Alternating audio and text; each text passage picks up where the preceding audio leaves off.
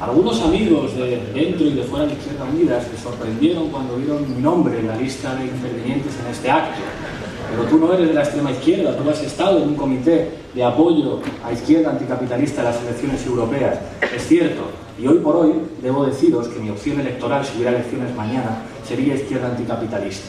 Los que somos radicales desconfiamos de los discursos incendiarios porque sabemos las implicaciones que tienen los incendios. Me parece un escándalo que en este país se encarcele a ciudadanos vascos por hacer política. No por cometer delitos significados en un código, por hacer política. Con ese vídeo me emociona escuchar al comandante, se le echa mucho de menos. Yo le quiero... Gracias. Le quiero pedir a mi hermano Luis que me preste su brazalete para esta conferencia.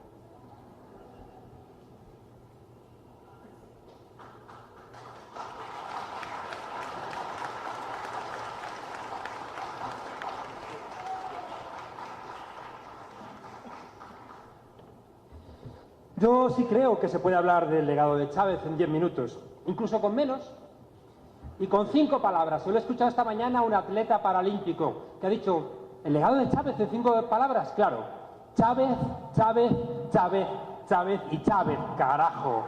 Gente que dice, tú fuiste asesor de Chávez, y yo a menudo digo, no, Chávez me asesoraba a mí. Chávez me asesoraba a mí. Los profetas no entran en la tierra prometida. Conducen a los pueblos hasta la entrada y luego no entran. Eso le corresponde al pueblo. ¿Escuchan a Chávez? Épale, pueblo, ¿qué hubo? Dejen de llorar, muchachas, muchachos, carajo, que son el pueblo de Bolívar, son el pueblo de Chávez. Que no se pare este sueño, que no se pare este sueño con los pies en el suelo. Adelante, regáleme los 10 millones. Hasta siempre, comandante. Hay un legado que nos va a iluminar a todos. Cuando no sepamos qué hacer, preguntémonos, ¿qué haría el presidente Chávez? Cuando no sepamos qué pensar, preguntémonos, ¿qué pensaría en esto el presidente Chávez? Decíamos en un programa en España con esa derecha terrible que no nos da miedo pelearnos y que ustedes dicen gracias, Monedero, por ayudarnos a pelear en España defendiendo al presidente contra esa gentuza. Y yo les digo no, gracias a ustedes por permitirme sentirme más digno defendiendo al presidente Chávez contra esa basura mediática de mi país. Una pasión casi religiosa, Juan Carlos, por un líder político, poco habitual. Bueno, Jesucristo dio panes y peces un día y Chávez ha conseguido que los venezolanos y las venezolanas coman 3 veces al día, ¿no? Y un pueblo que convirtió en santo a un médico popular, un médico que atendía a los más humildes. Yo creo que en ese pueblo que necesita también creer, Chávez llegó para darles esperanza. Gente que dice, tú fuiste asesor de Chávez, y yo a menudo digo, no, Chávez me asesoraba a mí. Chávez me asesoraba a mí.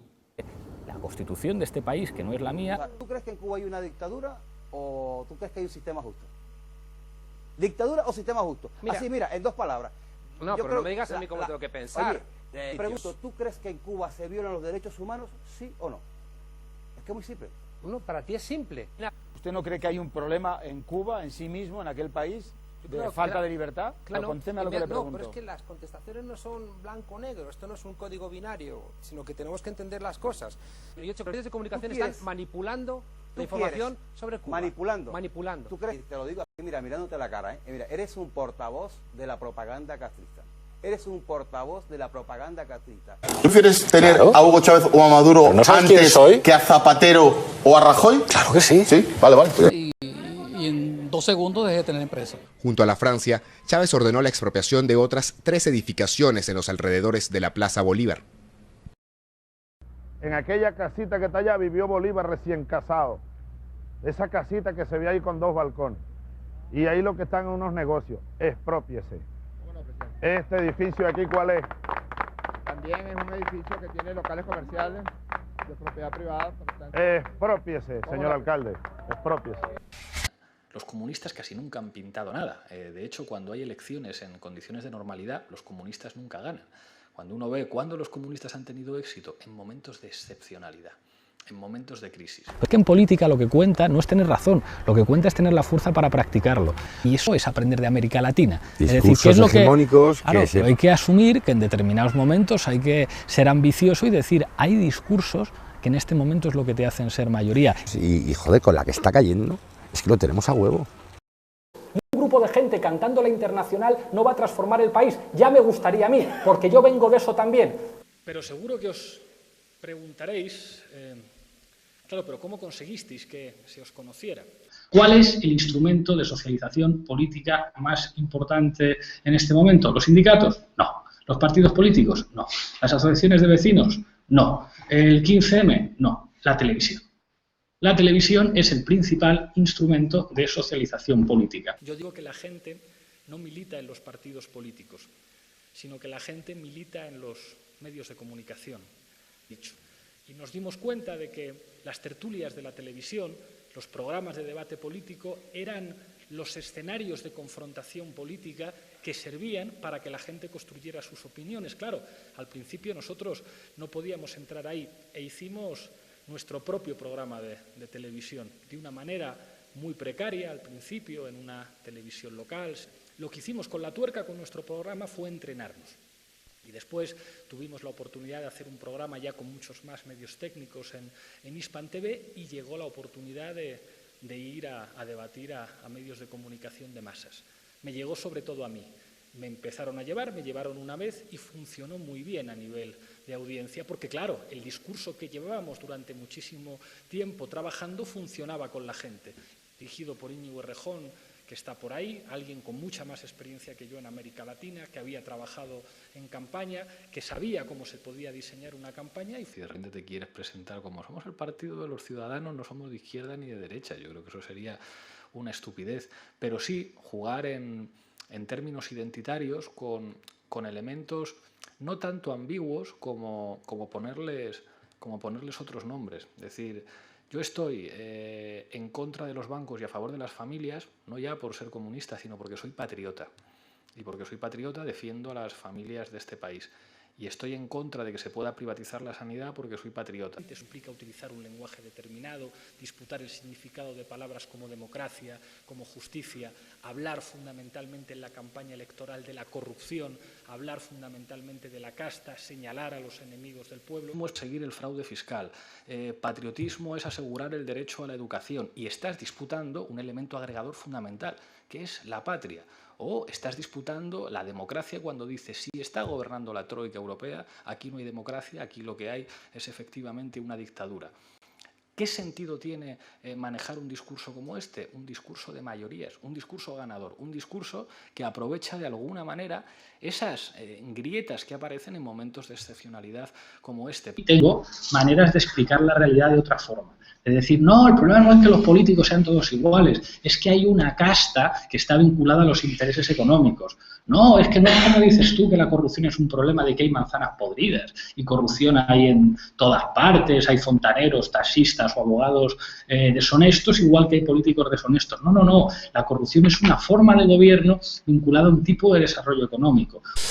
Y sin embargo, si le dices a tu abuela, señora, le están robando el dinero de su trabajo, de su pensión a usted, a sus nietos, le están robando los ricos, que los puede ver ustedes, mire los coches que conducen, miren los barrios en los que viven, mire la ropa que llevan, se está gobernando a favor de ellos. Es verdad que es un discurso sin matices, digamos, matices sofisticados en el diagnóstico, pero es un discurso político. Yo no voy en la televisión a enfrentarme teóricamente con nadie, voy a ganar en un debate político en el que me importan una mierda mis adversarios. Yo no quiero convencer de nada ni a Alfonso Rojo, ni a la María, esta idiota que no sé quién es, ni al Maruenda, ni a ningún otro. Es decir, a mí lo que me interesa es que en última instancia eso deje algún pozo en la gente que nos está escuchando. No es un honesto debate entre intelectuales.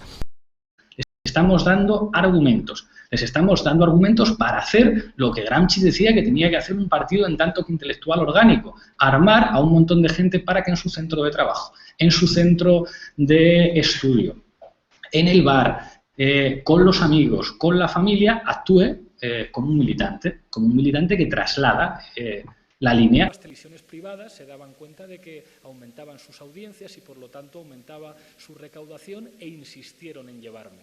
Y me hicieron crecer, hasta el punto de convertirme en uno de los comentaristas políticos más conocidos del país.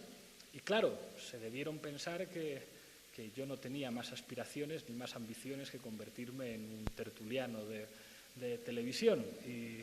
Y Y no era así. ¿Cuáles serían las medidas que yo tomaría como presidente del gobierno? La deuda no se paga, auditoría pública de la deuda, una deuda que ha sido contraída con mentiras de manera injusta, una deuda que puede poner en cuestión las bases del sistema democrático que se fundamenta en el interés colectivo y en el bienestar colectivo. Esto es ilegítimo y no se paga porque soy el poder político. Vamos con más propuestas de Podemos. Habláis de la recuperación de los sectores estratégicos, como por ejemplo telecomunicaciones, transportes o la energía. Esto quiere decir nacionalizar empresas como Telefónica, como Gas Natural, como Endesa, como Iberdrola. Depende, ¿Es eso? Depende. A veces la fórmula puede ser la nacionalización, a veces no. ¿Cómo se nacionaliza una empresa que ahora es privada? Con un decreto de nacionalización, es sencillísimo. Pero tendrás que comprar unas acciones de los propietarios de esa empresa. Claro, efectivamente. Tendrás que pagarle a esos accionistas. Hay que compensar. En algunos casos podría haber incluso confiscaciones. En ese caso no hay que pagar. Señor Botín. Miguel. Una persona a la que me gustaría expropiar y que alguna vez pasara un poco de miedo. Es disputar el concepto de libertad de expresión. Actualmente se entiende que la libertad de expresión es que los medios de comunicación existentes, en el caso de América Latina, puedan decir lo que quieran y atacar al gobierno que quieran. Eso es la libertad de expresión. Por tanto, lo que ataca la libertad de expresión es que la mayor parte de los medios sean privados. E incluso que existan medios privados ataca la libertad de expresión. Hay que decirlo abiertamente. Hay que decir que un periódico que es propiedad de una empresa ataca por su mera existencia la libertad de expresión, porque ataca la democracia. Si el periódico es propiedad de un banco, ese periódico es un enemigo de la libertad, de la democracia. Cualquier demócrata debería preguntarse si no sería razonable que los presos de ETA y aquellos vinculados al independentismo vasco no deberían ir saliendo de las cárceles. Nosotros nunca hablamos de impago de la deuda. Antes tampoco hablamos de impago de la deuda. Hablamos de una... los papeles. La deuda no se paga y no se paga porque soy el poder político. No voy a pagar. Eso es una locura, eso es una utopía, somos Albania. Esto lo han hecho un montón de países y algunos no eran de izquierda, lo hizo Rusia y no les fue tan mal. Decretar la suspensión del pago de la deuda, plantear una auditoría y una renegociación y al final se paga una parte muy pequeñita de la deuda. Lo hizo Ecuador, lo hizo Argentina. En las nuevas propuestas eliminan ese concepto y yo le digo, lo ponen por escrito, significa hay que vencer el discurso de que no queremos pagar las deudas, lo ponen por escrito incluso, y yo le digo, ¿les da miedo el miedo que da ese mensaje, sí o no?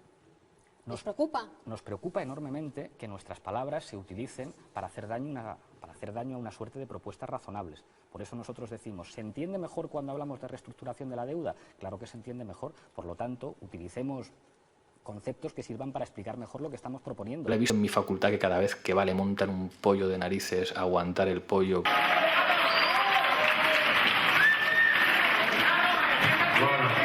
Es radicalmente incierto, es radicalmente falso que ninguna persona sentada en esta mesa o ninguna persona de Podemos participara en un escrache. Yo recuerdo que una de estas acciones que hicieron, hablé con una de las estudiantes que se dirigía a ella y le dije, pídele que te mire a los ojos, porque si consigues que te mire a los ojos, la tienes.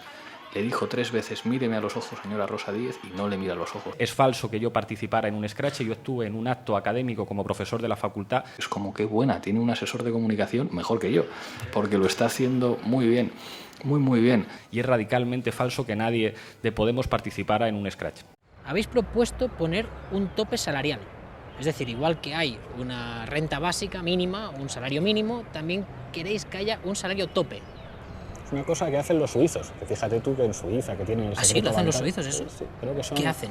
No sé si 20 veces como máximo el salario mínimo, una cosa así. Pero en Suiza lo propusieron, hicieron un referéndum, que nos encanta que estas cosas se pregunten, y no salió. Decirle a la gente joven que este sistema y este régimen están caducos y que puede advenir uno que representa el espíritu del pueblo de forma más pura que los partidos y que una revolución popular en la calle, sea de orden bolivariano o sea de orden nazi o sea de orden fascista o sea de orden comunista, es el futuro, es un pensamiento totalitario que pone en duda el sistema democrático parlamentario. Y esto es el principio, efectivamente, de un totalitarismo. ¿Prefieres tener a Hugo Chávez o a Maduro antes que a Zapatero o a Rajoy? Claro que sí. ¿Sí? Es más bueno que el pan, de momento.